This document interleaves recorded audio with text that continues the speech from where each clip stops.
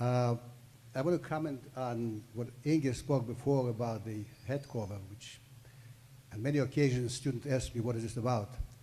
She said that this is showing respect to God. I have a little addition to it.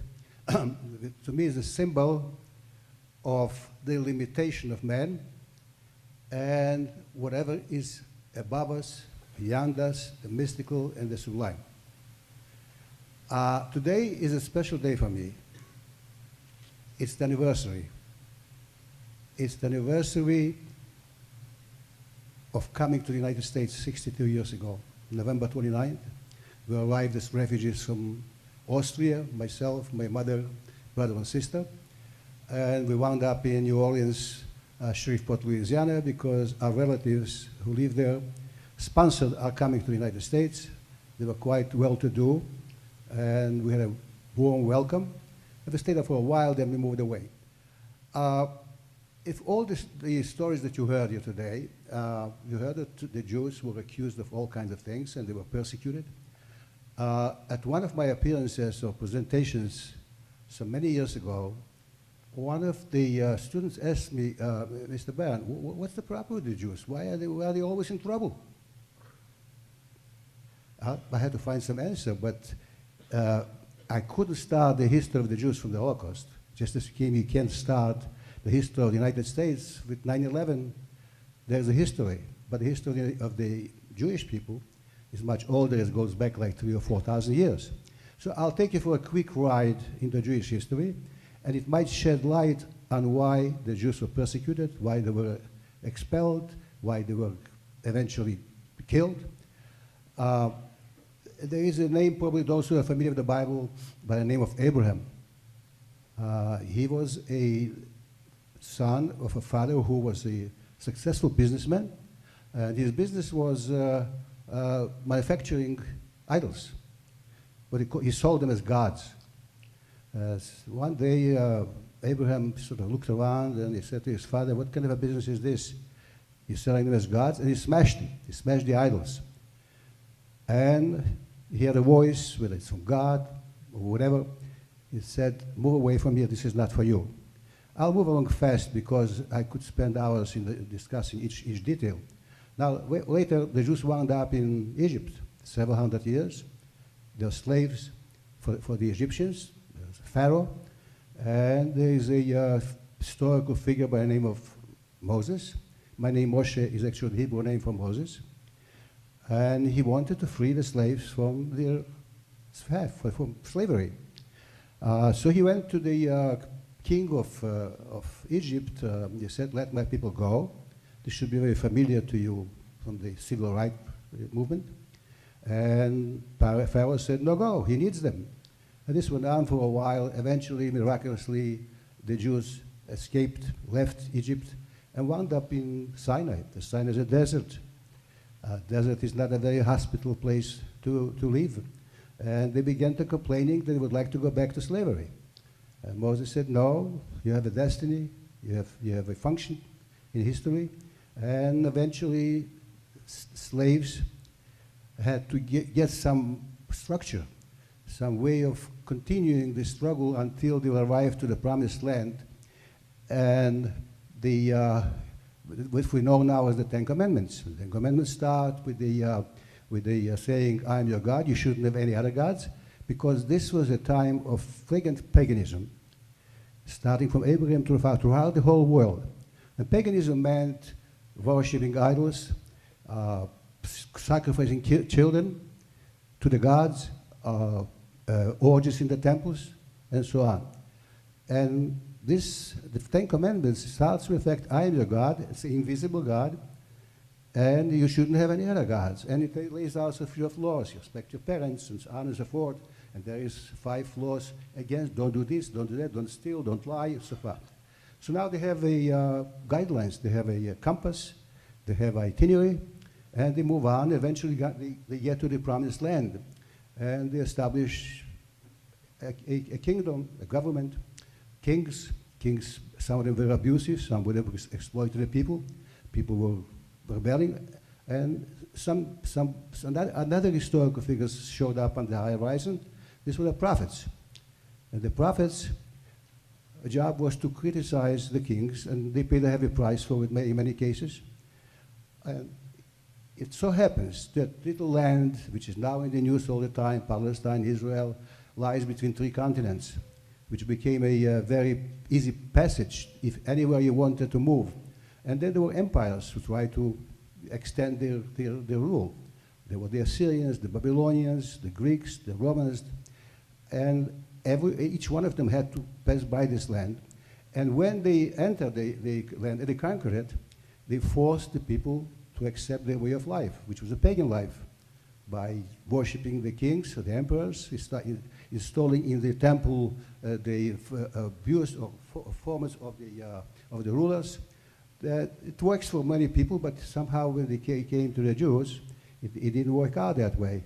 The Jews rebelled because they had the Ten Commandments, and the basic thing of the Ten Commandments is that the law is above man. And some of you know American history or American experience. This is how our government is based on, that the law is above man. That didn't sit well with the kings and emperors who wanted the people to worship them. And there was a struggle. Something was a spiritual struggle, something was a physical struggle. There was the rebellion of the Hasmonaim. We're approaching now the holiday of Hanukkah, which was this the remembrance of the miracle with the oil, but the most important thing is there was a rebellion, a physical rebellion against the rulers. And then the Greeks were defeated by the Romans occupied the same territory, and again the same thing, the emperor wanted to be worshipped, the Jews rebelled, and finally, the Romans got so fed up with the pesky Jews, and they expelled them, and they burned the temples, and the Jews dispersed. Three continents, Europe, North Africa, and Asia. But when the temples were destroyed, and sacrifice were no longer possible, the sages were worried that the Jews will assimilate. They will lose their identity. So they introduced a procedure or a format was called prayers instead of sacrifices. Now, in order to pray, you have to be able to read. And that was the beginning of the appearance of literacy. And because I'm talking to students, pay attention to the word literacy. The Jews became very literate, but most of the people in the area at the time were ignorant. Most of them were slaves. Most of them had no independence. And because they were literate, that helped them in their wanderings in the next couple thousand years in the diaspora. What it meant is, I have some light here that is what it meant is that wherever you arrived, you were able to establish yourself anew. Because when you are not secure about your future, when you're not allowed to buy property, and you're not know what the next day will bring, when you are expelled, you have to use, the only thing that you use is use your head. And being that you were literate, with every country where they came, they began to reestablish themselves and do well. Not all of them, but most of them do well. And in the process, they helped the communities where they lived to prosper. I want to move along fast because now we're reaching to 1400. I said to you they were dispersed to different continents, and one of them was Spain. Spain was, at that time, was occupied by the Muslims for 400 years. And this is called in Jewish history the golden era of Jewish life in Spain, because the cooperation, surprisingly enough, with the Muslims was excellent. And when Spain grew up, there came out the well-known philosopher and medical person by the name of Maimonides. In Hebrew, it's Rambam. And he is considered the second to Moses in the Jewish hierarchy. And he wrote interpretations on the Bible, and he was a very influential person. Now, I want to take you to the date of 1492. And does it ring a bell? 1492. What's the date? What happened? Columbus discovered the United States of America.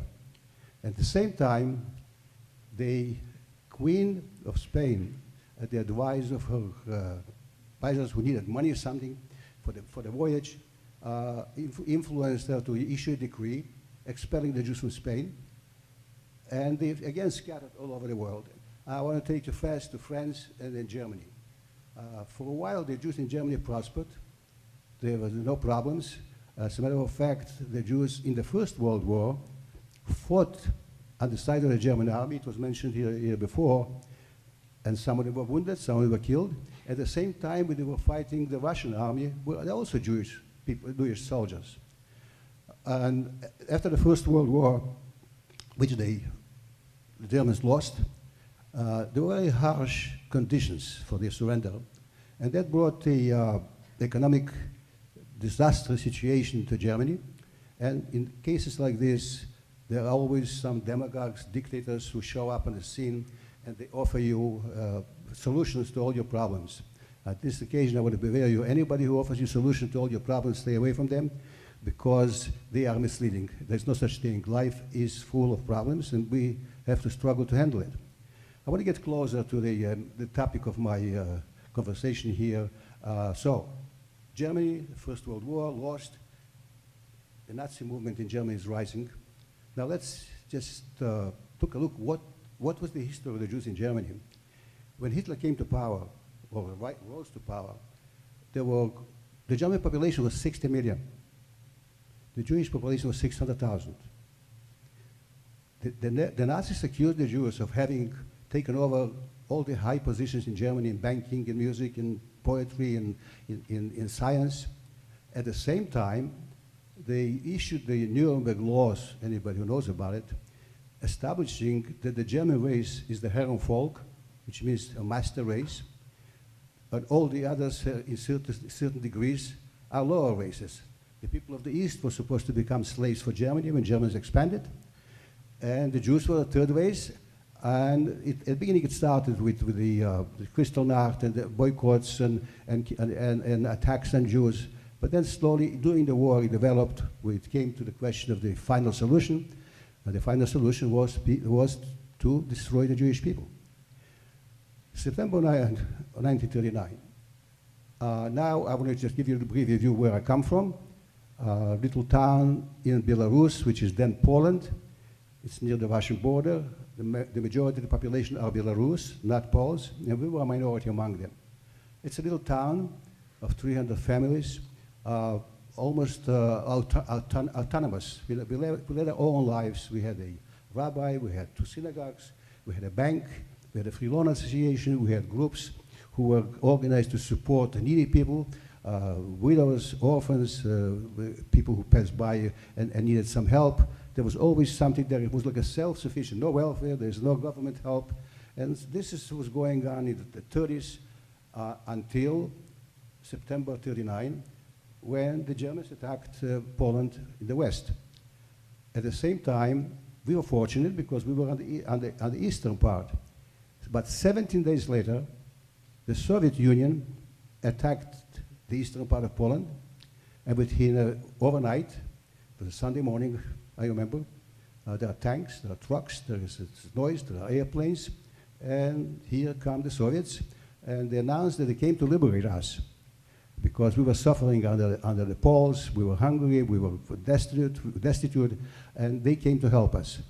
Of course, by establishing the communist regime, which is a dictatorship, there's only one party ran, there's one newspaper, there's one radio station, and in your homes you can only have some loudspeakers, and there is a system of spying on you. As a matter of fact, children were told in school to report if their parents spoke against the government. So no private initiative, everything is government controlled.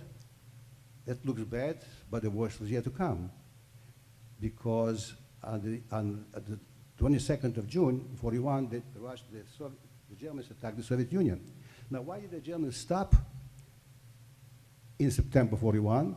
Because they had a secret agreement between the foreign minister of Germany, Ribbentrop, and the foreign minister of Russia, Molotov, to divide Poland. For us, it was unfortunate because at least for another 18 months we were not under German control. But here, June 41, the Germans attacked. Within 5 days, they were in my hometown. And here starts my story under the occupation. Of course, as they moved in, they introduced different directives against Jews. You heard a lot about it. They were holding the star. You're not allowed to use the sidewalks. You're not allowed to do business. You're not to go in and out. And some people began to disappear. We were still in our own homes for a while. And one night, there's a knock on the door, and who walks in? My former schoolmate, Zhenya. He's now a policeman for the Germans, and he asked me for my watch. Of course, I gave it to him, but remember this is somebody who was sitting 2 years ago next to me, and now he's a German officer, a German policeman. Turns out that later he helped me, but I don't want to go too many details because time doesn't allow me for it. For a while we were in our own homes. I think in November 1941, a new decree issued that all the Jewish families have to vacate their homes. And these are homes where they lived they lived there, the parents, the grandparents lived for several hundred years. You are told that you have 2 hours to vacate. You can only take with you whatever you can carry. And there was an assigned area on one street where I think about 20 homes were assigned for 300 families. You heard the description here before, what it meant to have 30 families moving into a house where one family lived. We didn't have any running water. We didn't have any sanitation. We didn't have anything to support us. We just kept in isolation.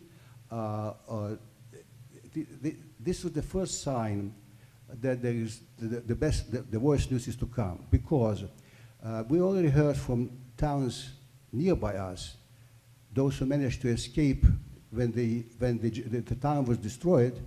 What happened? The Germans on certain days, particularly on Jewish holidays, they would assemble the Jews in a synagogue or in an empty barn, machine gun them, and put them on fire, like garbage. You understand?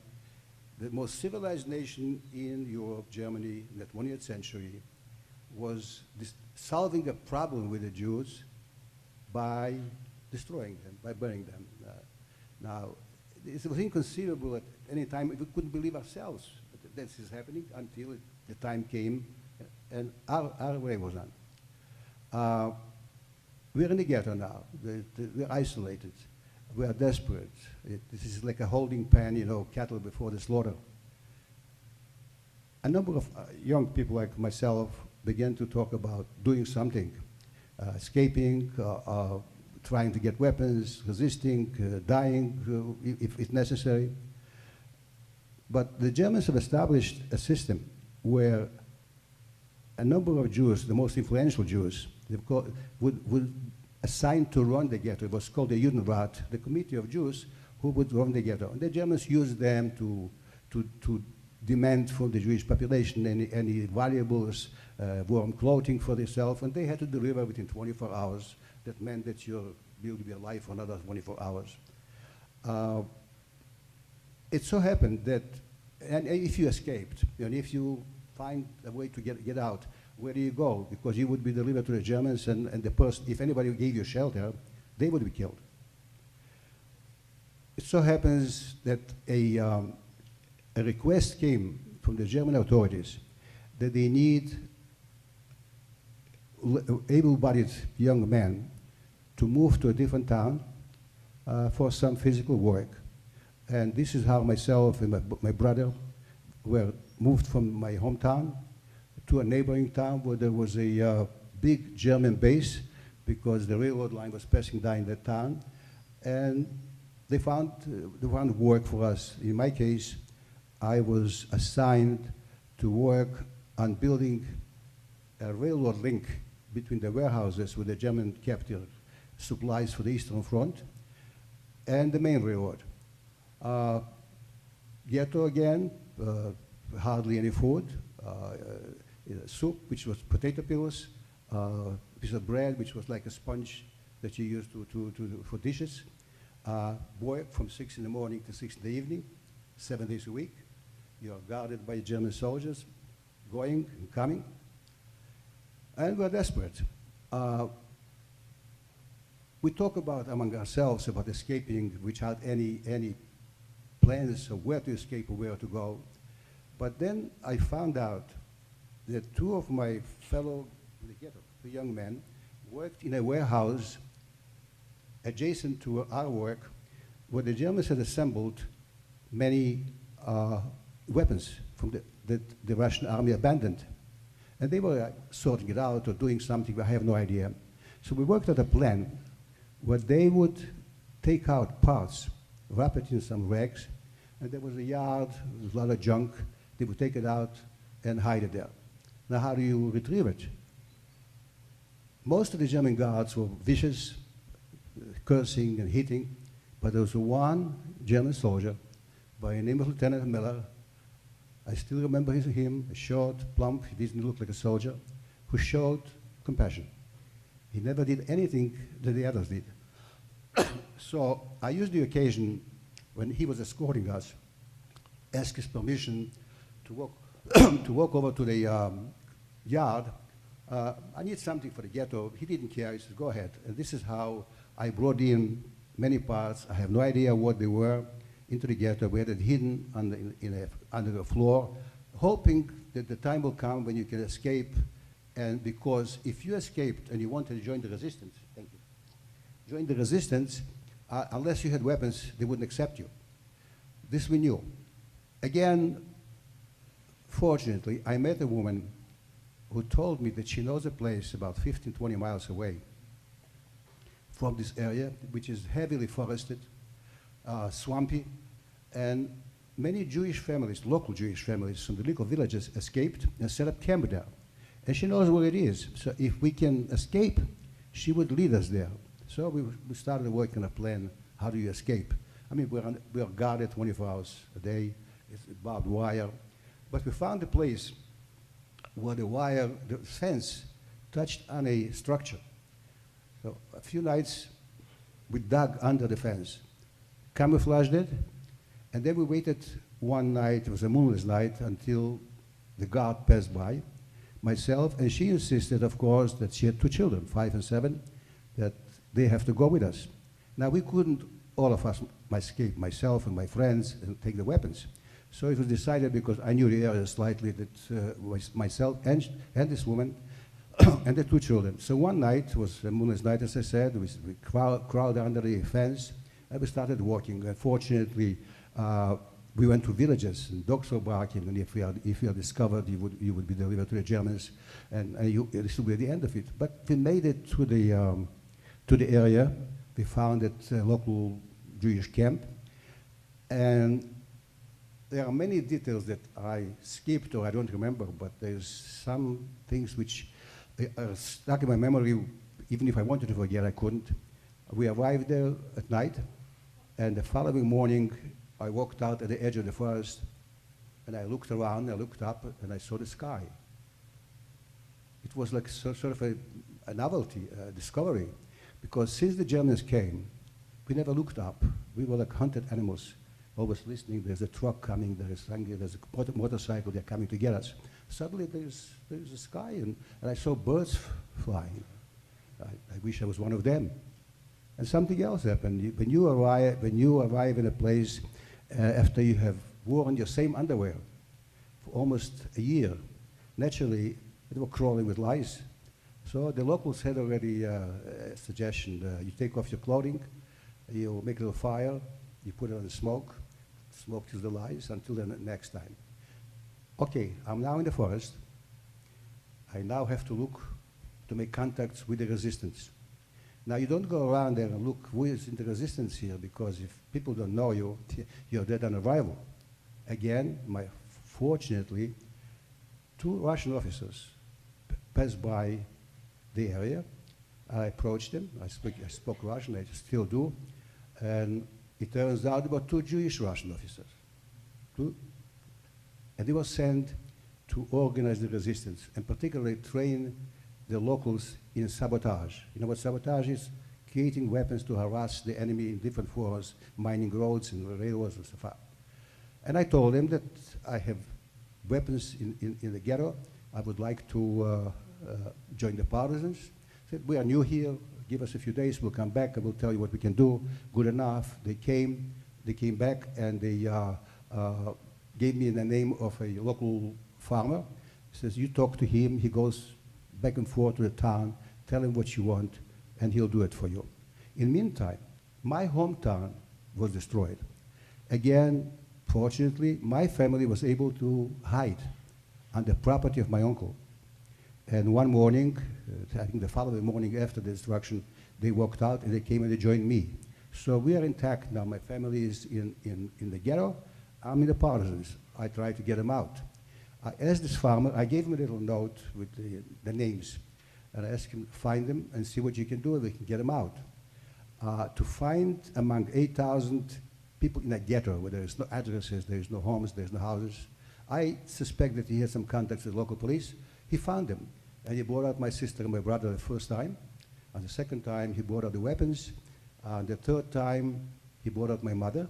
My father refused to leave because my twin sister, we had twin sisters, one of them left before, and the other one was sick with typhoid. And my father said, I had typhoid before, so I'll wait until she recovers, and then we'll go. Well, this was March 17, 1943. March 1943, the ghetto, it was a Jewish holiday, by the way, the ghetto was destroyed. Here I have to backtrack a little bit and tell you something. 2 years ago, I visited that area. I visited all those places where I was born, where my mother was born, my hometown, and also the place where this camp from where I escaped. And thanks to our guide, we were able to find a local person. He's called a local historian. He was 12 years old at the time, but now he's a mature person. And we were introduced to him, and he invited us to his house. We spent 2.5 hours talking to him, telling us a story. But he said to me, you know, look across the street. Do you remember this? I didn't remember it. He said, these are the barracks, you remember, where the Germans kept their weapons. Now it's a garrison. He said, but you know what happened? I was 12 years old at the time, he said. And the day before, the 19th, the Germans announced that all the local residents should lower their shades and not to look in the windows. Well, people are curious enough. He says, myself, he said, my mother and my grandmother, we looked out and we saw how the Germans led the Jews from the ghetto. It was March 17, this is winter in 43, to that camp. And at the entrance was standing a German soldier with a bucket. In case anybody had any valuables, they would have to drop it there. And they shot the people there. There were several thousand people there. And then they loaded them on trucks. They brought them out of town. There was an empty barn. This is the man telling me, and they forced them into the barn. They machine gunned them and put the barn on fire. Again, children, women, men, elderly, young people burning. Again, 20th century Germany civilization. I am standing on the same rail line, not in the same spot where I worked, with this guide, and there is now a monument to the memory of those who were killed there. And this man tells me that for weeks after the action was performed, after the people were killed, there was a stench, and the Germans were trying to suppress it somehow. They threw grenades and they did all kinds of things, and it was smelling for weeks. And there's well, I'm standing there with my daughter. This is 60 years ago. I was at the same area working as a slave. Now, needless to say, that it was a very emotional moment for me, and I really appreciated the fact that I could go over there with my children, family, to show them where I came from. How much time do I have? Okay. Pardon? 10 minutes. Okay, 10 minutes. So I'm now with the partisans. I joined them, participated in all kind of activities. Our function was to secure food for the whole battalion. We built ourselves bunkers in the ground so we can winter them. We even had a sauna. One of the bunkers was built in a way where you had an entrance and you had an opening in the back, and we brought in some rocks from the area, made a fire, and it was winter time. There was a little creek. We would run out winter time naked, fetch some water, throw it on the burning on the rocks, and this is how we did sauna. A lot of improvisation, a lot of unimaginary things that you, with normal conditions, you would never think of it. The Germans tried to dislodge us several times, but in spring of 1944, they organized a blockade, means surrounding the whole area. They took about 4 divisions who were going to the front line, disembarked them in different areas, and tried to create a circle and squeeze toward the center with the idea, because the partisans have caused tremendous damage to the German effort. They disrupted the communications. The trains were exploding, there were ambushes on the highways, and they had to pin down many forces to control it. And they were retreating already. So during this blockade, we had to leave our camps. And we took with us all our weapons. We took minimum amount of dry bread and began moving into the swamps. We walked around for 10 days until we got so close to the front lines that we could hear the artillery. So our officer decided that if you get closer, we'll be destroyed. And the idea was to turn around at night and break out from the encirclement, and we did. We lost some people. The people were killed next to me, wounded. Somehow I made it, and eventually I joined my family. But my family was also in the camp, in the forest, but in a civilian camp, and I would occasionally visit them and bring them some food. So we survived intact. Now I have to tell you that we were the only family from my hometown of 300 families where 4 people survived. My mother was the only mother of 300 families who survived. If you go on the internet and you click my name, you'll find all the details that I have to skip now because of time. But I would like to dedicate the rest of my time to a few other matters which are very important to me, and I hope to you too.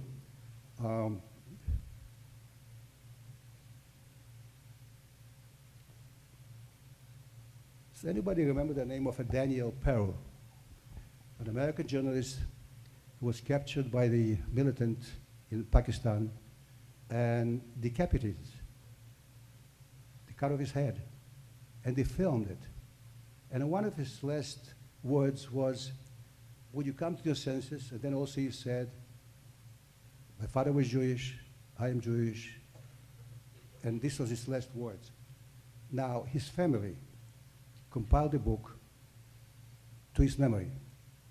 His father is a famous scientist, and you have here the opinions of maybe over 100 people. All the photos here showing who they are. Some of the names you will recognize. People in American life, in theater, in business, who are participating in it. So anybody, if you want to know, I said before, want to know about something about Judaism, over here you have a review from left to right, from the very religious to the very secular, what it meant to them to be Jewish. And I think in the process of education, I recommend to you wholly that you should get a look at this book. It's not expensive. You'll find it on the internet. I am Jewish. I would also recommend a book by Mr. Cahill, a Catholic who wrote a book, The Gift to the Jews. He wrote about the Irish book about Christianity, and led him to find out the roots of Christianity, which was Judaism, and he wrote his book, The Gift to the Jews. You can read the story of the Jews by Paul Johnson. It'll give you an idea of how they feel about it. And last but not least, I mentioned to you that today is the anniversary of my arrival in the United States. I would like to spend a lot of time talking to you what it meant to me after 5 years of bloodshed and wandering in the woods and destruction to arrive in a country where finally I found freedom. I know that it's the people who live here all their lives don't really appreciate what they have. You know, we only appreciate what we lose. But while we have it, we take it easy. I would say to you that one of the causes of the Holocaust was the fact that when there was a threat and there was language of hate used. And language of hate leads to action of hate, and then eventually it leads to destruction. The majority of people who would not agree with it were silent. And silent is acquiescence. If you stand by while something wrong is being done, actually you're part to the problem. I also recommend to you that you look up on the internet. There is a documentary called Not in My Town. And it so happened this is on the eve of the holiday of Hanukkah, again the miracles and the rebellion against the Greeks. There was a family in Montana, Billings, Montana, a Jewish family, a doctor, and one night a rock was thrown into the window where a child was sleeping, but nothing happened, fortunately. But what happened is the reaction of the townspeople is important. The following morning, the local newspaper published the front page with the menorahs, the Jewish symbol for the Hanukkah and for shedding light. You should know that the mission of Jews from day one was to shed light. And this is why you use the candles. And being Jewish actually is a part of being in resistance because you're always a minority. Anyway, the local population put up the front page of the newspaper in the windows. The police, the union people, the clergy got together and decided not in our town. It never happened again. So I would suggest to you that if you see anything in your area, by the way, people sometimes, young people ask me, what can we do to prevent another Holocaust? I would be, if I tell you that you can stop it. There are things going on in the world now, and we are helpless.